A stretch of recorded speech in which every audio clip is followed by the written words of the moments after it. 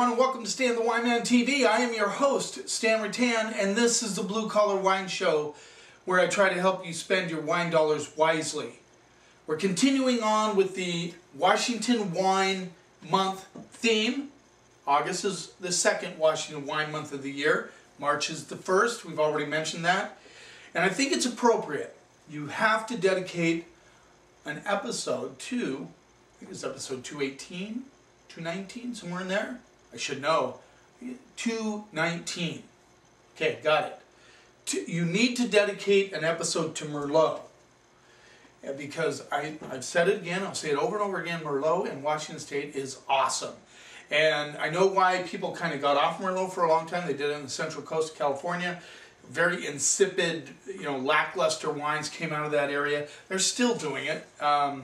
But that is not what Merlot is about. You go to the Red Bank of Bordeaux, you go to Washington State, you get awesome Merlot, and it's just sad that people have kind of gravitated away from it, although I do see people coming back each year more and more. It's growing and growing, and when you turn them on to a few Washington State Merlots, they're hooked.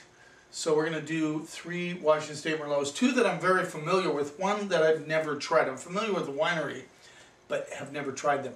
And I want to go back and apologize. I did not answer the question at the start of episode 218 about who really put blends on the map, who really made them famous. And the answer is Bordeaux. Hands down Bordeaux. Since we're doing Merlot, which is Red Bank of Bordeaux. Bordeaux in France, they blended wines for years. Cab Merlot, Cab Franc, Petit Verdot, Malbec. And then, of course, you have to go to the Rhone Valley where they blend Chateauneuf de Pape. But really, it's Bordeaux that kind of put blends on the map. And I don't think if people realize, when you're talking about blends, you have to look to Bordeaux. Some great blends come out of that. And not all the first growth stuff, not all the expensive $700, $800 stuff. There's a lot of great blends from Bordeaux in the $10 to $20 range. So look for those. Anyway, that was the answer to that question in the last episode. I realized after I turned off the camera, I forgot to answer that. So let's get started right off the bat. Like I said, Merlot has kind of fallen off the map since Sideways. I'm sure Sideways is not the entire reason it has. As I said, they did way too many Merlot when it was really getting hot in the 90s, late 80s and 90s. Everybody started making Merlot. It used to be like one of the top red wines in the United States, and now it's slowly crawling its way back from obscurity. This is a Kennedy Shah from Woodhouse Wine Estates, Kennedy Shah Merlot 2012 Columbia Valley. I'm excited to try this. I have not tried the 2012 yet. So here you go. Very cool labels. The only thing I have against Woodhouse Wine Estates is that they need to kind of consolidate their labeling so that everybody can identify the wines with Woodhouse Wine Estates. So they have Kennedy Shah, Hudson Shah, Woodhouse Wine Estates. Can be confusing. Let's see what we get on the nose. Get a lot of licorice and red cherries. A little bit of violets coming through, some red flower notes. Really like the nose on this. This is a really cool thing. What I think is very cool about Washington State Merlot is it's very expressive, not only aromatically, but on the palate. Get a little bit of tobacco. Getting a slight alcohol burn on the nose. 2012, I'm excited. Great vintage in Washington State. In fact, Washington State, this is a cool fun fact about Washington State. Very few poor vintages. Now there's certain areas in Washington State that get hit by freeze, like Walla Walla has a really tough time. They've had some years where they couldn't produce very many wines. But overall, the state has very consistently good vintages. I think the last vintage that was really a hard one was 2011, and there's some beautiful wines coming out of 2011 from Washington State. Let's see what we get on the palate. I get a little just hint of herbaceousness.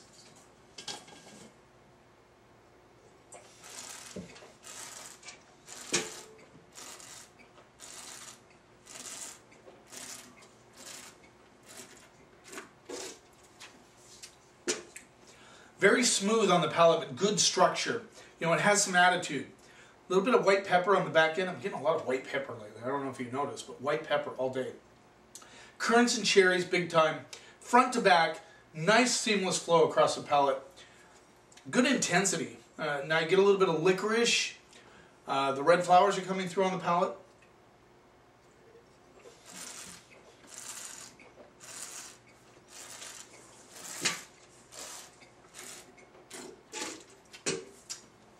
This is very solid wine. A little bit of oak on the back end. Not a lot, just a little bit. Just a little tiny hint of oak. Good structure though. Nice wine. I'm going to go B plus A minus on this wine. $15. If you're not into Merlot, you need to go to Kennedy Shah. 2012 is beautiful. I think several of the vintages I've tasted from this winery have been really good. This one is exceptional. Really, a little tobacco lingering on the back end. And if you don't get any of those flavors, don't worry about it. It's just a delicious, delicious bottle of wine. Let's move on. 2013 Whidbey Island Winery Merlot Yakima Valley. This rolls in at $17. Their 2011, I believe it was, made it on my top. It was my number one wine under $20 for 2013. And they sold out right away, and then their 12 just blazed. It's always nice when you can publish something like that and it has an effect on their sales. I just really like their wines. I think they especially do really good Merlot. So I'm excited to try the 13, $17. Tonight I get to judge the wines for the entries for the wines in the local San Juan County Fair. I'm excited about that. I get to do that with Chris Premis, a winemaker from San Juan Vineyards. We're going to have fun doing that. I don't know how many entries there are, but no matter, doesn't matter. I'm looking forward to doing that. Let's see what we get on the nose. This almost has like a meat marinade meets red cherries meets. Very interesting barbecue spices going on this one. A lot of licorice, kind of licorice, black licorice, but the natural kind of black licorice on the backside.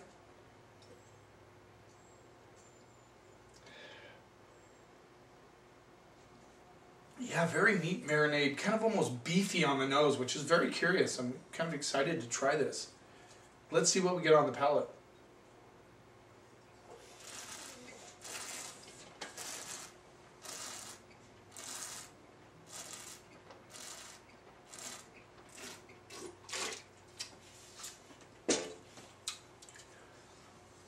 Talk about seamless. I said the Woodhouse, the Kennedy Shah was seamless. This is like almost like perfection on the palate. Very polished, front to back. Again, I get a little spiciness on the back end, which I think is really cool. A lot of cherries and currants, mostly dark cherries. I get a lot of dark cherries on this one. Blended kind of with red flowers, but this is very smooth Merlot. Very smooth.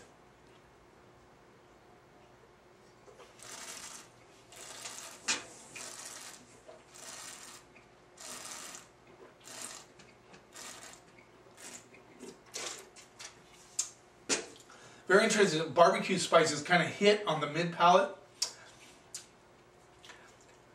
I have to admit, I tried this about, I think it was 4 months ago. Liked it a little bit better, but that being said, I see the potential in this wine. It is in what we call a dumb stage right now, where it's just kind of evolving, and wines will do that. But for $17, you don't see that very often. I really like the finish on this wine. I like the spiciness. I like the dark cherries. I like the little bit of the currants. The red flowers are really nice. A little bit of tobacco coming through. Long finish. I'm still tasting it, which is really cool. Like I said, you have to look at the price. QPR, quality to price ratio. This is a really good Merlot for the price.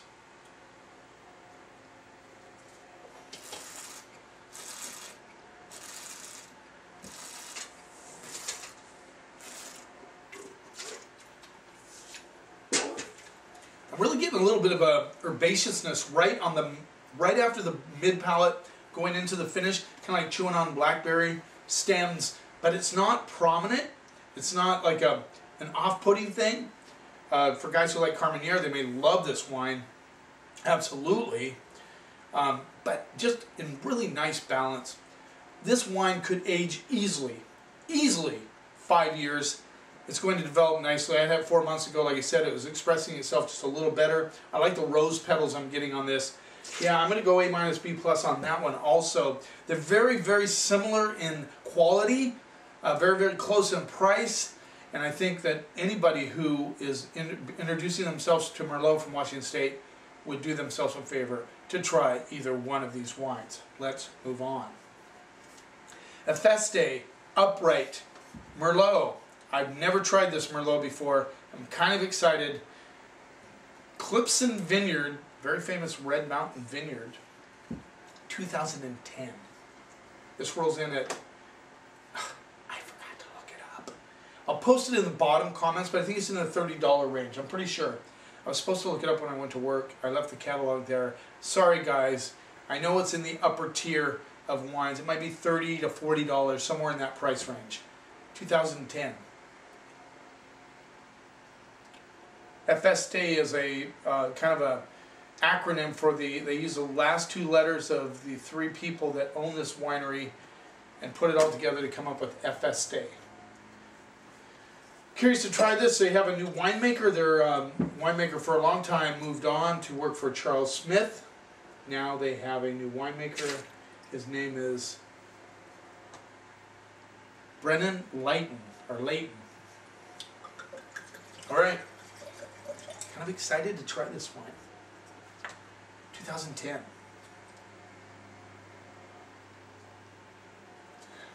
Interesting, I get a little bit of stinkiness on the nose, not in a bad way, almost like a seashell type of stink.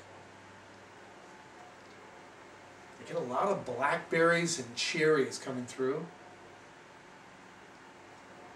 And some currants.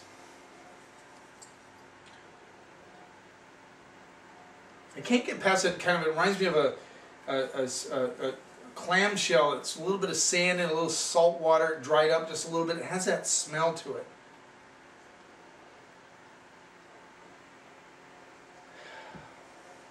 Kind of like, this one's a little bit closed. Possibly could open up later. I've had these open for a while. Now I didn't decant them in a decanter, which I firmly believe in for some wines, especially youthful wines. But I'm trying to drink these wines like I feel the consumer would drink them. I did pop them at like 9 o'clock this morning just to give them some air, but that's certainly not going to decant them very much. Getting a little bit of licorice coming through. Let's see what we get on the palate.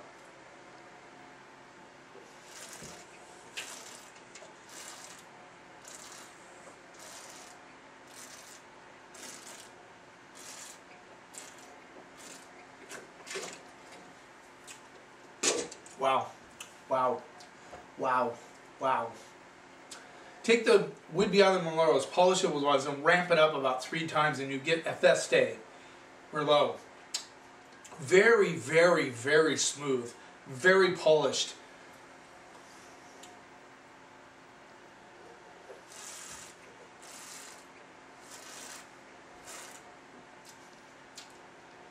It's like dark cherries, currants, just a little bit of splash of blackberry juice, tobacco, a little bit of like, you know, a little bit wilted rose petal kind of thrown in there, a little bit of licorice, and there you got it with a ton of spice on the backside. I mean, this is spicy, like black pepper, white pepper, all together. Some other things I can't quite put my finger on. I'm getting a little bit of herbal component coming through on the finish also.